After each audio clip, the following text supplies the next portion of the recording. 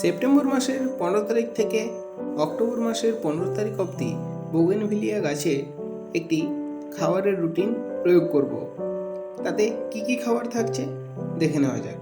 বর্ষার পর এই সময়টিতে বোগেনভিলিয়া গাছে বৃদ্ধি খুব তাড়াতাড়ি হয়, ফলে নভেম্বর মাসে প্রচুর পরিমাণে ফুল পাওয়া যায়। তাই এখন যদি একটু সিস্টেমিকভাবে খাবার দেওয়া যায় তবে ভালো গ্রোথ আসবে। যেহেতু এখন বৃষ্টি কম হচ্ছে, তাই রুট বেস এনপিকে দেব না এবং কোনো ব্যালেন্সড এনপিকেও প্রয়োগ করব না। গাছে একটু ভারী খাবার প্রয়োগ করতে হবে। তাই প্রতি সপ্তাহে 2 দিন করে খোল পচা জল দিতে হবে। খোলটিকে পচিয়ে রেখে সেইখান থেকে জলটি ছেঁকে নেবেন। সেই ছেঁকে নেওয়া জলটিকে প্রতিটি গাছে 300 ml করে দিতে হবে। এর সঙ্গে ফাঙ্গিসাইড মিশিয়ে দিতে পারেন যদি প্রয়োজন হয়। অযথা ফাঙ্গিসাইড দেওয়ার কোনো প্রয়োজন নেই। যেদিন প্রথম খোলপচা জল দেবেন, ঠিক তার পরের দিন মাটিকে কুড়ে নিয়ে প্রতিটি টবে 4 গ্রাম করে সিঙ্গেল সুপার ফসফেট ব্যবহার করবেন। সিঙ্গেল সুপার ফসফেট ব্যবহার করার 3 দিন পর গাছে খাবার প্রয়োগ করবেন। এই সময় কোনো খাবার গাছের মাটিতে প্রয়োগ করবেন না। সিঙ্গেল সুপার ফসফেট দেওয়ার 3 দিন পর গাছে হিউমিক অ্যাসিড প্রয়োগ করতে হবে। 1 চিমটে হিউমিক অ্যাসিড 10 লিটার জলে গুলে নেবেন। সেখান থেকে প্রতিটি গাছের জন্য 300 ml করে দিতে পারেন। এই গেল 4 দিন মাটিতে খাবার দেওয়ার রুটিন। এবার কিছু খাবার গাছে পাতায় স্প্রে করতে হবে।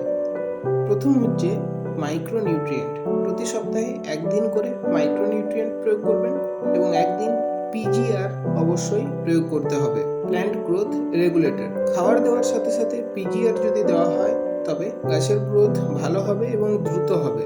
যেদিন মাটিতে কোনো খাবার দেবেন না, সেই দিন মাইক্রোনিউট্রিয়েন্ট এবং পিজিআর দিতে পারেন। আরেক দিন ম্যাগনেসিয়াম সল্ট বা এপসাম সল্ট ব্যবহার করতে হবে।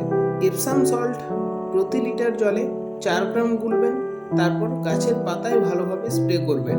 পিজিআর 2 ml প্রতি লিটার জলে গুলবেন এবং মাইক্রোনিউট্রিয়েন্ট 2 গ্রাম প্রতি লিটার জলে গুলে ভালোভাবে পাতায় স্প্রে করতে হবে। যেদিন মাইক্রোনিউট্রিয়েন্ট এবং পিজিআর দেবেন, সেই সাথে কিছু ইনসেকটিসাইডস বা কোনো পেস্টিসাইড ব্যবহার করতে পারেন যদি প্রয়োজন হয়।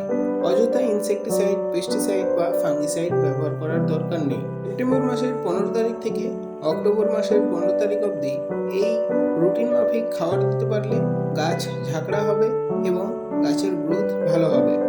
এর সাথে সাথে এখন ফুলগুলিকে কেটে দিতে হবে এবং ডগাগুলিকে পিঞ্চিং করতে হবে এবং টবের মাটিকে শুকোতে দেওয়া যাবে না, অর্থাৎ জল পর্যাপ্ত পরিমাণে দিতে হবে যাতে মাটি ময়েশ্চার থাকে। অক্টোবরের 15 তারিখ থেকে নভেম্বরের 5 তারিখ অবধি খাবারের রুটিন আলাদা হবে। যেহেতু আমি গাছে নভেম্বরের 10 তারিখ থেকে ফুল নেব, তাই নভেম্বরের 5 তারিখ অবধি আমি গাছে খাবার প্রয়োগ করব। অনেকে রয়েছেন যারা নভেম্বরের 1 থেকেই ফুল নিতে চান, তারা অক্টোবর মাসের 15 তারিখ থেকে 30 তারিখ অবধি খাবার প্রয়োগ করতে পারেন। তারপর খাবার দেওয়া যাবে না। ভিডিওটি ভালো লাগলে একটি লাইক করে প্লিজ চ্যানেলটি সাবস্ক্রাইব করে দেবেন। ধন্যবাদ।